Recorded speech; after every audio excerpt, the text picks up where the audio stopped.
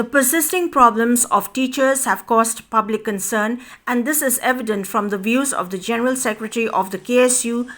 Central Executive Committee, Donald V. Thaba, who expressed his disappointment at the response of the present government to the genuine demands of the teachers of the state. While referring to the recent rally by the MSSASA at Malki Grounds, Shillong,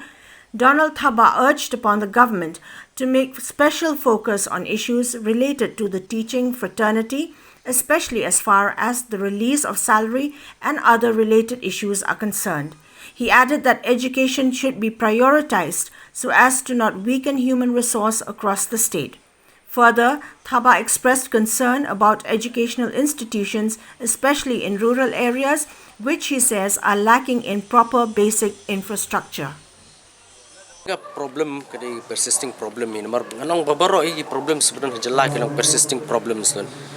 di pet ka salary gino hikai ladang ipet ya gaji momi kami jam ladang ipet iki issues kum ILP ladi nadu 1985 hadu mentaru nang sakut MRSSI ro balalian di tempat menteri kam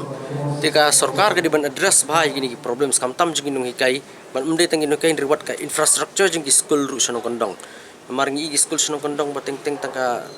tunum ke batap ya kajing school ru ka bapay tak suslap mlong su ban long school ti katulap jing no hikairu ka walong ka baret adu pataka talo man compare biki kuigi government skin ti ka ngatrai ka ni ka government ko menta ba kadi ban ai special focus ki nong hikai kamtam ha ka bayde ba salary kamtam ka ban ki funds sa kanugur kom panwan ki central funds pan